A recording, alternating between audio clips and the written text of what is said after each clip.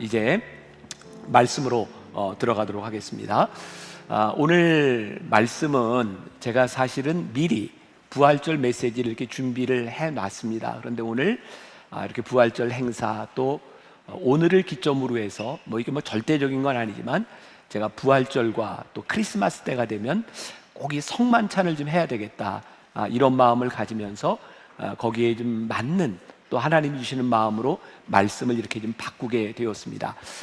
제가 미리 설교를 준비하는 그런 스타일이다 보니까 사람들이 종종 그런 질문을 합니다. 아니, 그렇게 미리 설교를 준비하면 성령님께서 감동을 주실 때 그거 어떡합니까? 오늘처럼 바꿉니다. 성령님이 감동을 주시면.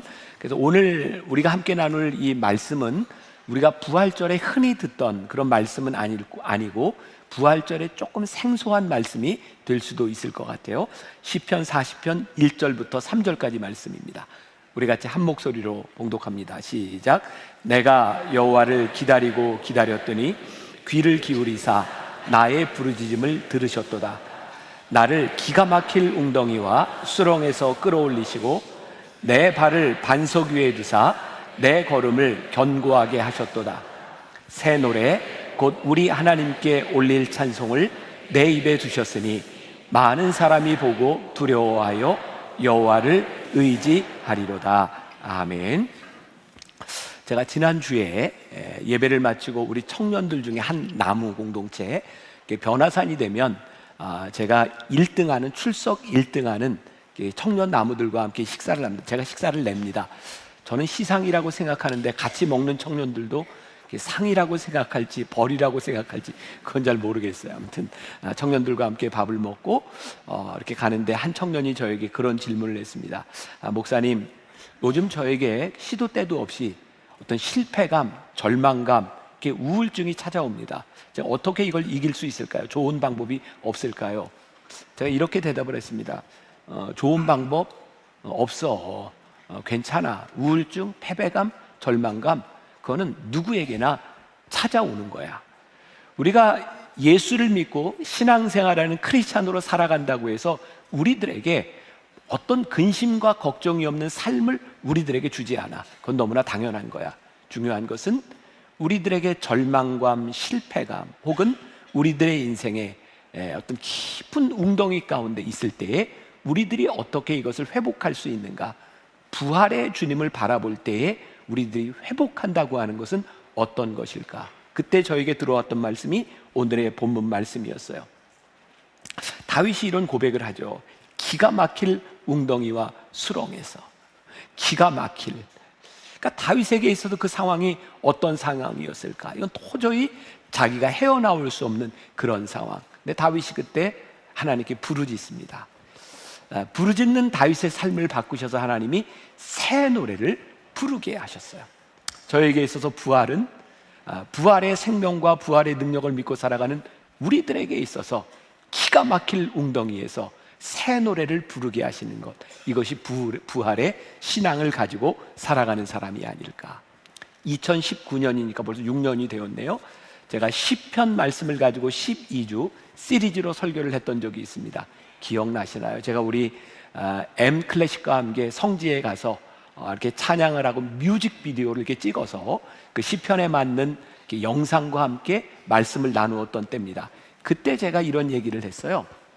우리 교회 김종윤 목사라고 혹시 아세요? 지금 이천 만나교회 이제 담임으로 가 있는데 제가 없을 때 제가 주일 설교를 이렇게 맡겼더니 그때 아주 몹쓸 설교를 했다. 기억나세요? 몹쓸 목사가 몹쓸 설교를 했어요. 제가 그래서 설교 시간에 이야기를 했어요. 어떤 얘기를 했냐면 김종림 목사님이 글쎄 제가 화가 날 때면 찬송을 한다, 이런 얘기를 하는 바람에 우리 교회 새신자 중에 한 사람이 실족하게 된 거예요. 왜냐하면 그분이 헤어샵을 운영하고 있었는데 제가 이제 새신자가 운영하는 곳이라 아마 제가 거기 이제 저도 깎을 머리 있어요. 머리를 깎으러 갔어요. 그런데 처음부터 끝까지 제가 앉아서 계속 노래를 했다는 거예요. 이분이 깎으면서 목사님 기분 나쁘구나, 이게 마음에 안 드는구나, 그리고 실족했다는 거예요. 그래서 제가 설교 시간에 교정했더 아니다, 나는 화날 때만 노래를 하는 것이 아니라 찬양을 하는 것이 아니라 기쁠 때도 찬양을 한다. 그리고 저를 이렇게 돌아봤어요. 그랬더니 저는 늘 이렇게 찬양하는 게 습관이 되어 있더라고요. 뭐 걸어가면서도 찬양하고 늘 어떤 감정의 기복이 있을 때도 찬양을 하고, 그때 저는 그런 고백을 했어요. 아, 나에게 참 은혜구나. 하나님께서 내 삶의 모든 순간에 이렇게 찬양할 수 있는 그런 습관이 있는 것, 내가 그리스도인으로서 가지는 큰 특권이구나. 부활의 신앙을 가지고 있는 우리들의 삶에 새 노래를 부를 수 있는 것, 부르짖음의 상황 가운데서 소망을 가지고 새 노래를 부를 수 있는 것은 부활의 신앙을 가지고 있는 우리 신앙인들의 특권이라는 생각이 듭니다. 이 말씀을 묵상하는 중에 저에게는 그런 신앙의 사이클 같은 게 그려지는 거예요. 우리 인생의 깊은 웅덩이에서 우리들이 부르짖을 때 우리의 부르짖음을 들으시고 새 노래를 부르게 하시고, 또 그렇게 살아가다가 우리의 인생의 깊은 웅덩이를 만날 때 부르짖게 하시고 새 노래를 부르게 하시고. 그렇구나. 우리들의 삶의 깊은 웅덩이가 문제가 아니라 그 깊은 웅덩이 가운데서 새 노래를 부를 수 있는가.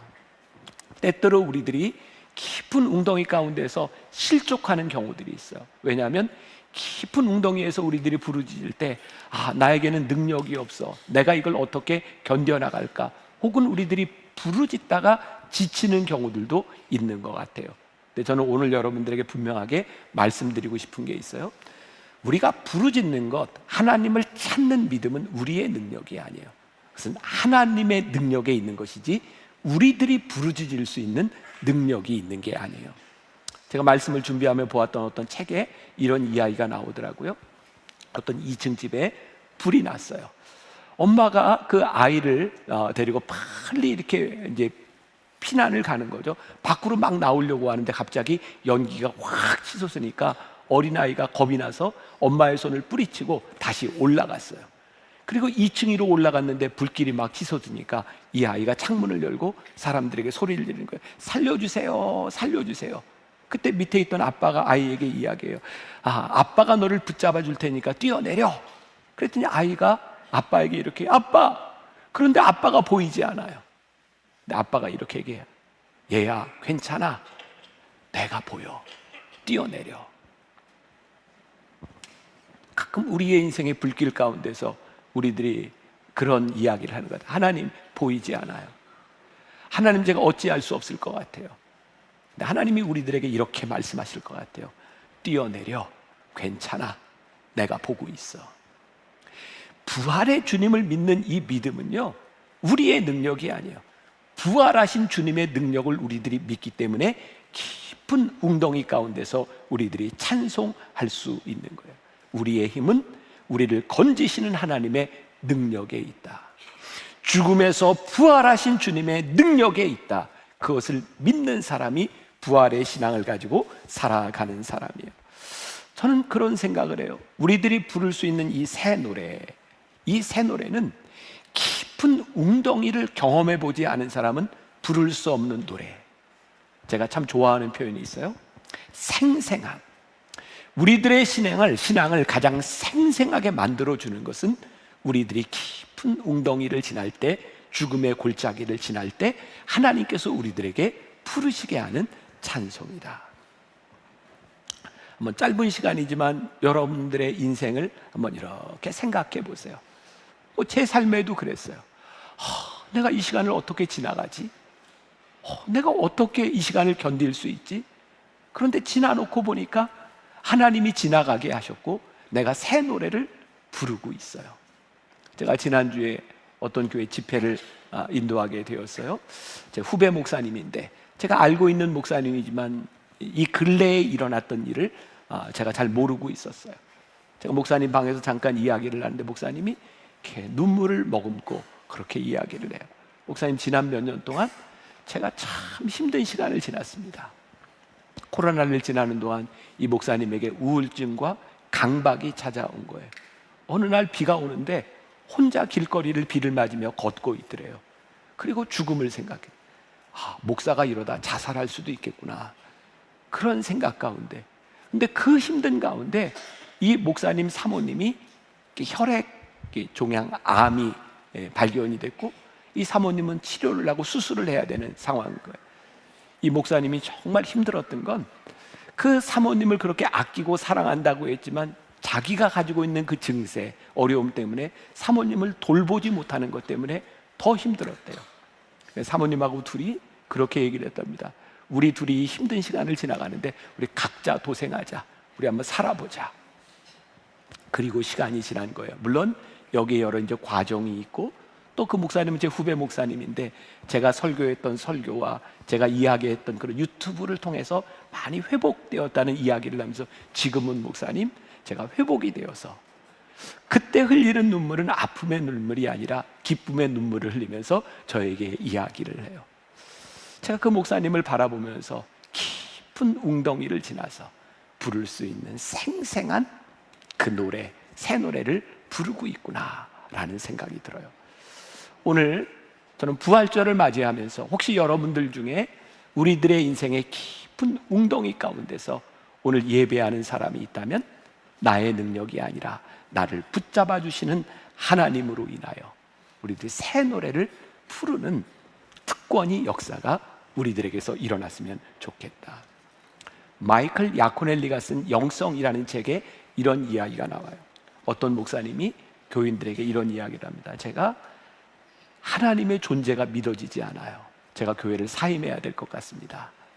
하나님의 존재가 믿어지지 않으니 어떻게 설교를 하겠어요? 근데 교인들이 이렇게 얘기합니다. 목사님, 저희들이 기다릴게요. 기도할게요. 그리고 목사님의 사임을 받지 않았어요. 3년쯤 지났을 때 목사님이 교인들에게 이야기합니다. 제가 이제 설교할 수 있을 것 같아요. 하나님이 제 믿음을 회복시켜 주셨어요. 우리들에게 참 중요한 게 있다. 하나님을 바라보며 기다리는 믿음. 우리들의 연약함으로 절망에 빠지는 것이 아니라 우리를 붙잡아 주시는 그 믿음. 제가 어떤 드라마인지 생각이 나지 않지만 저는 드라마 보면서도 가끔 이렇게 받았어요. 그런 대사가 나오더라고요. 이렇게 자살을 시도했던 한 사람을 붙들고 이렇게 얘기해요. 죽으면 끝이지만 살아있으면 소망이 있지 않냐. 오늘 우리들에게 소망이 있는 것은 오늘 우리들이 이 자리에서 부활의 주님을 바라볼 수 있는 것, 새 노래를 부를 수 있도록 인도하시는 하나님을 우리들이 바라볼 수 있는 것, 이것이 오늘 부활절을 맞이하는 우리들에게 소망이 되었으면 좋겠다.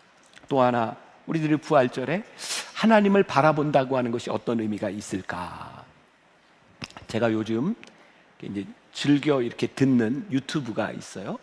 그 CTS 방송국에서 제가 얼마 전에도 그 얘기를 한 것 같은데, 여기 유기성 목사님과 이찬숙 목사님 그리고 제 설교를 이렇게 요약해 가지고 한 주제를 가지고 이렇게 짧게 편집해서 이렇게 들려줍니다. 제가 그 설교를 듣다가 너무 좋은 거예요.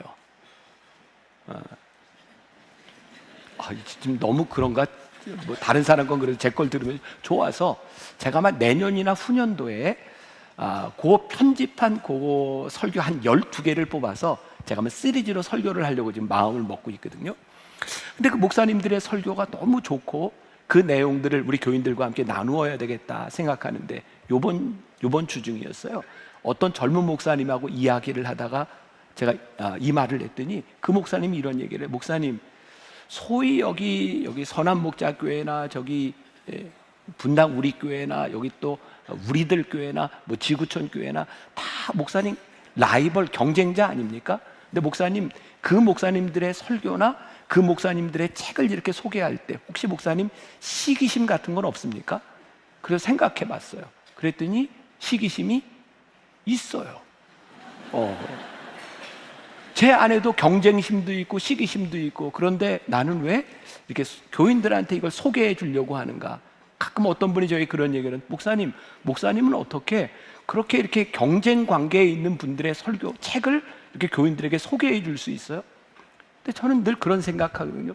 우리 교인들에게 좋은 걸 소개해 줄 수 있다. 그리고 생각해 보니까 그런 목사님들, 누가 보면 라이벌이라고 생각하는 목사님들의 설교를 소개해 주는 내가 너무 훌륭해. 결국 또 기승전 자기 자랑으로 우리는 이렇게 가는 거예요. 기분 나쁜 건 아니죠. 제가 왜 이야기를 하는가? 제가 지금부터 나눌 이야기가 그 두 분 목사님의 설교를 들으면서 제가 좋았던 부분들을 여러분들과 한번 나눠보려고 하는 거예요. 이찬수 목사님 설교 가운데 이 창의력에 대한 이야기를 하더라고요. 뇌과학자들의 연구에 의하면 건물 천정의 높이에 따라 창의력의 차이가 생긴답니다.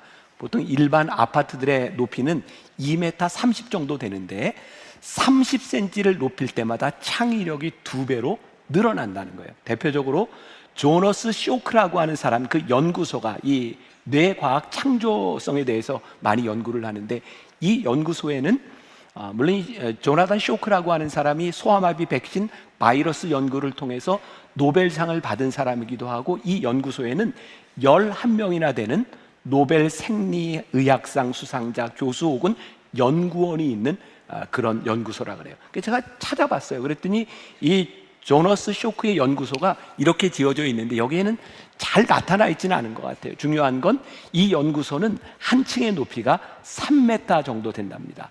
그리고 이 연구소에서 일하면서 계속해서 창의력을 만들어낸다는 거죠.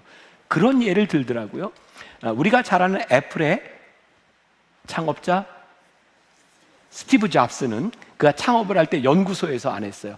우리가 아는 것처럼 창고에서 창업을 했고, 또 많은 그 창업자들을 보면 아주 창조력에 있는 사람들을 바라보면 일반 큰 창고에서 그런 창업을 하게 되었다는 말을 합니다. 중요한 게 뭐냐면 얼마나 높이 멀리 바라보느냐에 따라 우리의 창의력이 생긴다는 거죠. 창세기 13장 14절과 15절에 보면 아주 유명한 이야기가 있어요. 롯이 아브라함을 떠난 후에 여호와께서 아브라함에게 이르시되 너는 이 정도는 좀 뭐가 맞아야 돼. 너는 눈을 들어 너 있는 곳에서 북쪽과 남쪽 그리고 동쪽과 서쪽을 바라보라. 보이는 땅을 내가 너와 내 자손에게 주리니 영원히 이르리라. 잘 아는 이야기죠. 아브라함과 롯이 헤어지게 되었을 때 아브라함이 뭐라고 해요? 나는 네 반대편으로 갈 거야. 근데 롯이 선택한 땅이 소돔과 고모라, 물이 풍부하고 먹을 것이 풍부한 땅이었어요. 아브라함은 반대쪽에 서게 되죠. 하나님이 그 아브라함을 바라보고 마음이 좀 이렇게 짠하셔서 아브라함에게 말씀하세요. 아브라함아, 동서남북을 바라봐라. 그리고 바라봤더니 뭐가 있어요? 다 황량한 광야밖에 없는 거예요. 여기에서 하나님이 아브라함에게 바라보라 라고 하는 그 바라봄은 무엇을 바라보라는 것일까요? 지금 그의 눈에 보이는 것을 바라보는 것이 아니라 그 너머에 있는 것을 바라보라는 거예요. 하나님의 약속을 바라보라는 거예요. 오늘 우리들이 부활의 주님을 믿고 믿음으로 살아간다고 하는 게 뭐예요? 우리들의 삶의 현실에 부딪히는 문제들이 아니라 그 너머에 계시는 주님을 우리들이 바라보기 시작할 때 우리들에게 보이는 것. 그래서 그것을 바라보며 우리로 하여금 새 노래를 부르게 하시는 것. 제가 한 주간 이 말씀 쭉 묵상하다가 제가 계속 흥얼흥얼한 찬양이 있어요. 저는 기쁠 때나 슬플 때나 이렇게 설교 준비할 때도 찬양을 해요. 눈을 들어 주를 보라, 부활의 주 바라보아라. 슬플 때에 주님의 얼굴 보라. 사랑의 주님 안식 주리라. 눈을 들어 주를 보라, 부활의 주님 바라보아라. 슬플 때에 주님의 얼굴 보라. 사랑의 주님 안식 주리라. 이번 주간에 누가 저한테 물어보더라. 목사님은 기도 제목이 뭐예요? 저희들에게 알려주세요. 제가 목사님 위해 기도해 드릴게요. 근데 지금 저에게는 딱히 하나님께 부르짖어야 될 기도 제목이 없는 것 같아요. 저는 지금 너무 좋은 때를 지나가고 있는 것 같아요. 물론 제 삶이 내일 어떤 일이 일어날지 제가 예측할 수 없지만 지금 제 삶에 하나님 앞에 간절하게 기도해야 될 그런 기도 제목이 없는 것 같아요. 근데 이 찬양을 부를 때, 눈을 들어 주를 보라 할 때 제 마음에는 우리 성도들이 보이는 거야. 제가 9시 50분 예배를 마치고도 저 로비에서 우리 명예장로님 한 분을 이렇게 붙들고 기도했어요. 하나님 붙잡아 주세요. 왜? 너무 힘든 시간을 지나가니까. 그런데 눈을 들어 보게 하여 주옵시고 부활의 주님 바라보며 승리하게 하여 주옵소서. 저 너머에 계시는 주님을 우리들이 바라보기 시작할 때 깊은 수렁에서 우리를 건지시는 하나님의 능력을 바라보는 것, 그게 부활하신 주님을 바라보고 살아가는 우리들의 능력이 아닐까. 마지막으로 주의 신실하심과 선하심을 우리들이 바라보았으면 좋겠다. 여러분들에게 한번 제가 질문할게요. 저에게도 하는 질문일 것 같아요. 우리는 하나님의, 주님의 선하심과 진실하심, 신실하심을 믿습니까? 우리가 말로는 선하신 하나님, 진실하신 하나님, 거룩하신 하나님, 참 많은 표현들을 하는 것 같아요. 근데 진짜 우리들이 그 하나님을 믿는가? 사실은 우리들의 말이 아니라 우리들이 말을 하면서도 믿지 못하는 것이 우리들에게 큰 극단적 죄일 수도 있겠다라는 생각이 들어요. 어떤 목사님 설교를 통해서 제가 들은 이야기예요. 어떤 목사님은 제가 조금 아까 언급한 목사님 그 설교에 이런 얘기가 나와요. 한 번은 원로 목사님을 교회에 초청했는데 그 원로 목사님이 이런 이야기를 하더래요. 요즘 시대는 좋은 목사 되는 게 너무 쉬워. 그래서 목사님이 물어봤대요. 아니 목사님, 좋은 목사 되는 게 얼마나 어려운데 왜 그렇게 생각하세요? 그랬더니 원로 목사님이 이렇게 대답을 하더래요. 요즘 시대는 목사가 거짓말만 안 해도 좋은 목사야. 이 얘기는 뭐냐면 어떤 거룩함에 대한 기대가 별로 없다는 거예요. 어떻게 하다가 목회자가 거짓말만 안 해도 좋은 목사가 됐을까? 오늘 하나님의 선하심과 인자하심과 거룩하심을 믿고 살아가는 우리들에게 이 세상은 어떤 기대를 가지고 있는가? 우리가 진실하신 하나님, 신실하신 하나님을 우리가 진짜 믿는다면 우리들은 어떻게 살아갈까? 사실 이 말씀이 저에게도 굉장히 큰 도전이 되었어요. 하나님의 신실하심 앞에서 나는 어떻게 살아가는가? 여러 가지를 생각하게 되더라고요. 어떤 목사님이요, 설교를 하면서 그런 이야기를 하더래요. 한 번은 어느 날 그 교회 권사님이 사과 상자를 가지고 목사님을 찾아왔대요. 그러면서 이렇게 이야기하기를, 목사님이 기도해 주셔서 제 기도가 응답이 되었어요. 너무 감사해요. 그리고 사과 상자를 가져왔는데 목사님이 그 얘기를 듣는 순간 가슴이 철렁하더래요. 기도 부탁은 했지만 한 번도 그분을 위해서 기도한 적이 없는 거예요. 그래서 그 권사님한테 얘기했대요. 권사님 죄송해요. 이거 가져가세요. 저는 권사님을 위해서 기도한 적이 없어요. 그 권사님이 굉장히 난감한 상황이 됐죠. 권사님이 이렇게 얘기했대요. 목사님 그래도 한 번쯤은 기도하셨을 거 아니에요. 근데 목사님이 그 얘기를 듣고 죄송해요 권사님, 한 번도 안 했어요. 분위기가 굉장히 이렇게 어색해졌는데 그 권사님이 그러면 어떡하라고, 그래서 그냥 그 사과 상자를 놓고 그냥 도망치듯이 나와버렸다는 거예요. 그런 생각이 들어요. 목사가 그런 상황에서 그러셨군요. 참 잘 됐네요. 제가 기도했는데 이렇게 얘기하면 그냥 좋게 끝날 일을 신실하신 하나님 앞에서 서보니까 내가 당신을 위해서 기도하지 못했습니다. 그렇게 얘기할 수밖에 없는 그 모습. 우리가 신실하신 하나님, 진실하신 하나님 앞에 우리들이 서 있다면, 그 하나님을 우리들이 믿고 그 하나님을 바라본다면 우리의 삶이, 우리의 일상이 얼마나 달라질까.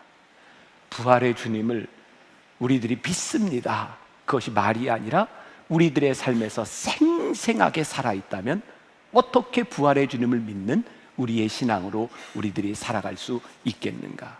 오늘 여러분들과 함께 성만찬을 하는 이유가 거기 있어요.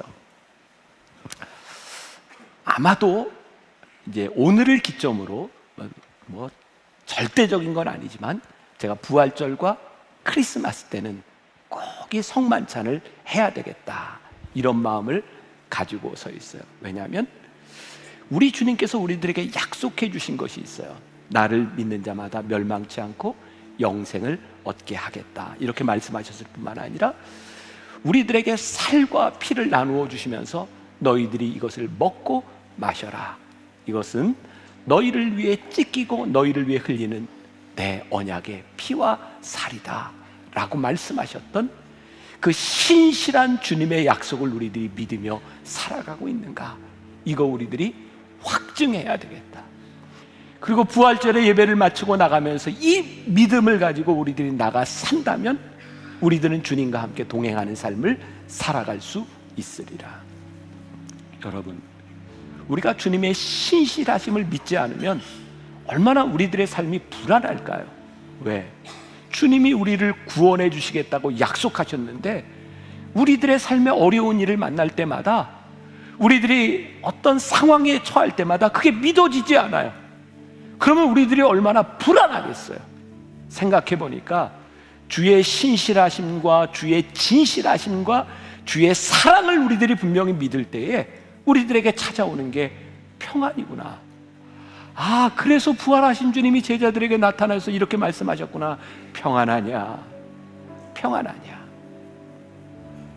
오늘 여러분들에게 제가 주님을 대신하여 묻고 싶어요.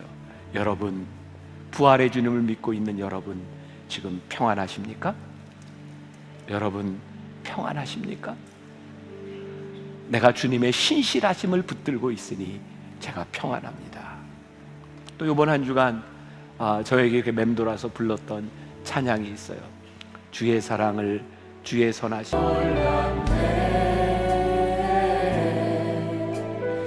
아버지 사랑 그거 몰랐네. 오늘 성만찬은 분급이 다 될 거예요. 여러분들은 그 자리에 계시면 돼요. 내가 성만찬을 받을 때를 제외하고는 주의 사랑을, 주의 선하심을, 주의 은혜를 한번 생각해 보세요. 주의 은혜와 사랑을 생각할 때 우리들에게 눈물이 나는 게 당연하잖아요. 너무나 감격스러운데 우리에게 사라져버린 그 눈물 회복합시다. 주의 은혜가 우리 가운데 이렇게 고백됩니다. 우리의 믿음으로 고백합시다. 제가 오늘 말씀을 마무리하면서 꼭 결론 부분에 이런 이야기를 놨는데, 우리 세상에서 이렇게 아주 더러운 사람과 깨끗한 사람이 만나서 악수를 한다고 칩시다. 더러운 사람이 깨끗해질까요? 깨끗한 사람이 더러워질까요? 당연히 깨끗한 사람이 더러워지는 게 세상의 이치입니다. 세상은 그렇습니다. 근데 우리 주님이 약속해 주신 게 있어요. 죄 많은 우리들이 주님을 만날 때, 주님의 살과 피를 우리들이 먹을 때, 마실 때 내가 너를 깨끗게 해주리라. 놀라운 신비를 우리들에게 말씀해 주셨어요. 그래서 오늘 우리들이 성만찬에 참여할 때, 주님, 제가 신실하신 진실하신 하나님을 믿는 믿음으로 제가 고백합니다. 이 살과 피를 제가 먹을 때에 제가 깨끗하게 사함받은 그 사유의 은총뿐만 아니라 주님의 살과 피를 모시고 내가 주님과 함께 동행하며 살아갈 수 있음을 믿습니다. 이 믿음의 고백을 가지고 우리들이 세상으로 나아가야 되지 않겠습니까? 오늘 부활절 이 성만찬 테이블에 여러분들을 초대합니다. 여러분들이 믿음으로, 신실하신 주님을 믿는 믿음으로 여러분들이 참여하고 기도하고 결단하는 시간이 되기를 간절히 소원합니다. 기도하겠습니다. 하나님, 오늘 우리 성도들이 부활절 거룩한 성만찬 테이블에 우리들이 나아갑니다. 주님의 살과 피를 먹고 마실 때에 주님의 능력을 믿게 하여 주옵시고, 주와 함께 동행하여 이 세상으로 능력 있는 삶으로 나아갈 수 있습니다. 고백하는 시간이 되게 하여 주옵소서.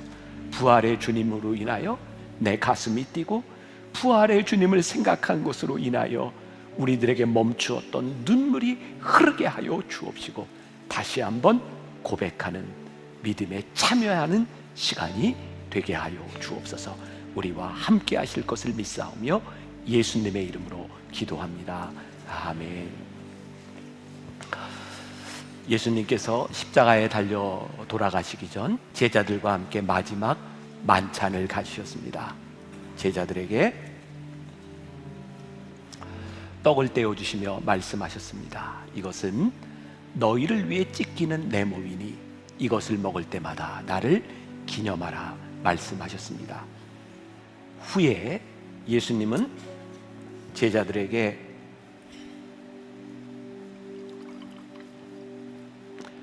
포도주를 따라주시며 말씀하셨습니다. 이것은 너희를 위해 흘리는 내 언약의 피니 이것을 마실 때마다 나를 기념하라 말씀하셨습니다. 오늘 우리가 이 성만찬에 참여하는 것은 우리를 위해 찢기신 주님의 몸, 우리를 위해 흘리신 예수님의 피에 우리들이 참여하는 것입니다. 그리고 주님의 살과 피에 참여할 때에 우리들이 주님의 능력을 믿습니다. 이 믿음을 가지고 세상으로 담대히 나아가는 것입니다. 오늘 이 성만찬이 여러분들에게 하나의 의식으로 끝나지 않도록 믿음의 고백이 될 수 있도록 우리 기도하며 성만찬에 참여하시기를 간절히 부탁합니다.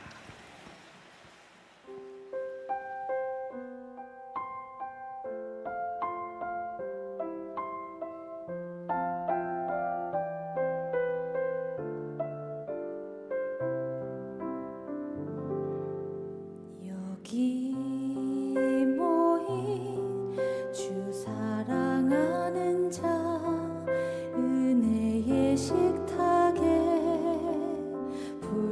불러주시고 아낌없이 생명을 주시니 사랑의 기쁨 이곳에 가득 넘치네.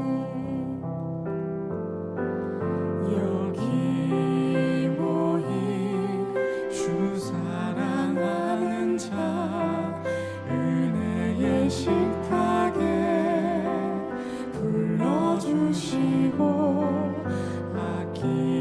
아낌없이 생명을 주시니 사랑의 기쁨이 이곳에 가득 넘치네. 주님의 살과 피를 통해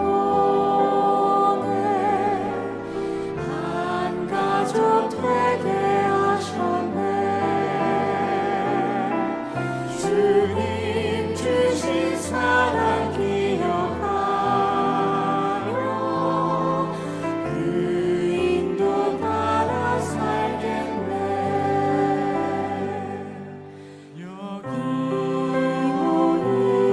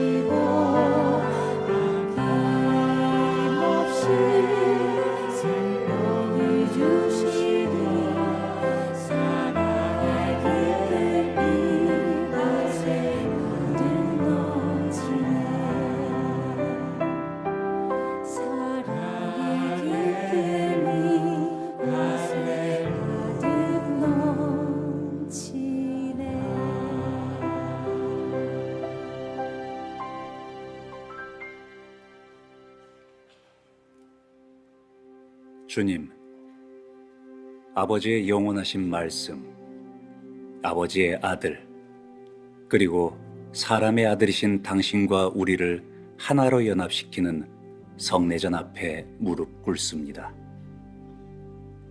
우리가 당신을 맛볼 때 당신은 우리를 당신 안으로 변화시키시며 믿음과 소망과 사랑이 자라나게 하십니다. 당신께 참여함으로 우리는 모두 하나가 됩니다.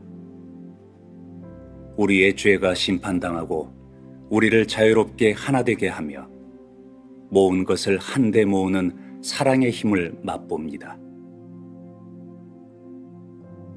당신은 우리의 양식이십니다. 당신의 말씀에 깃든 진리 안에서 우리에게 양식이 되십니다. 당신은 진실로 말씀하십니다. 그러므로 이 성만찬을 통해 우리의 참모습을 되찾게 하소서. 몸과 영혼이 순수하고 진실한 사람, 당신의 은혜가 참으로 존재함을 보여주는 징표가 되는 사람, 우리와 더불어 살아가는 이들과 우리가 섬겨야 하는 이들을 위해 그 은혜의 능력을 보여주는 사람이 되게 하소서. 마지막으로 당신을 그저 숨어 계신 하나님으로 여기는 우리의 삶과 죽음 속에서 침묵하시는 하나님, 희생제물로 드려지신 하나님으로만 바라보는 우리에게 영원한 생명의 보증이 되어 주소서.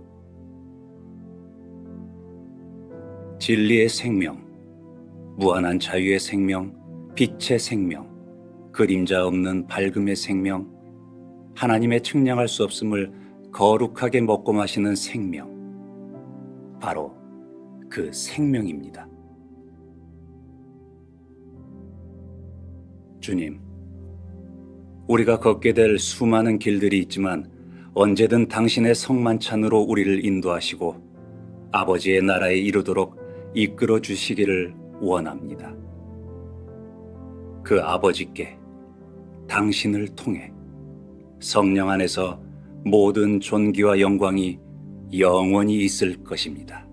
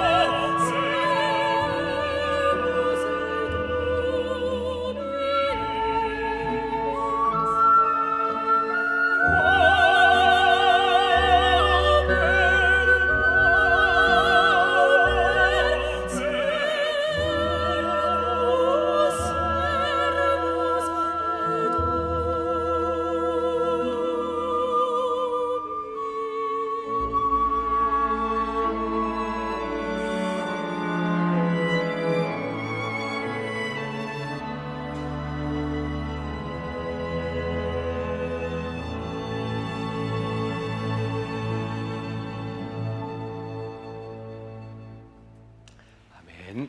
우리 다 같이 공동 기도문으로 기도하시겠습니다. 다 같이.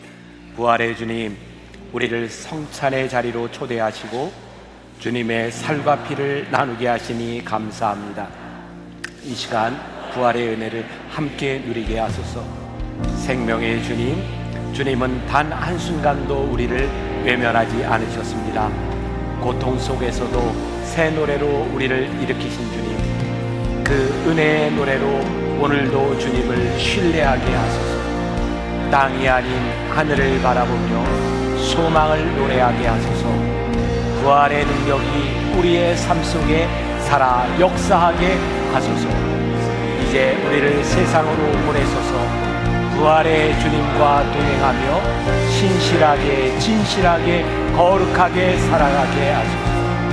예수 그리스도의 이름으로 기도드립니다.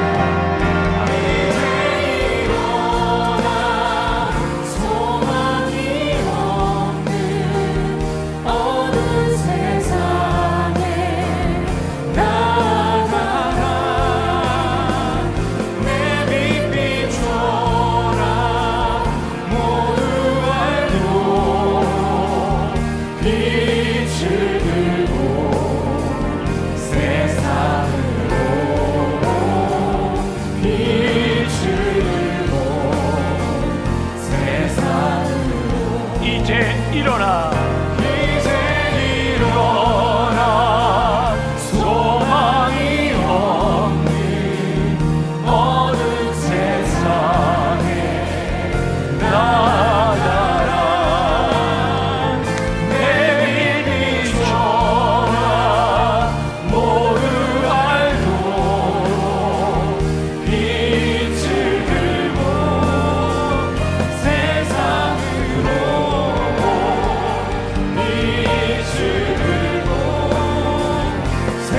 다시 한번 이제 일어나, 이제 일어나. 소망이 없는 세상에 나가라.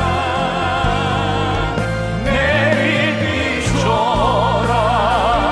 모두 알도록 빛을 들고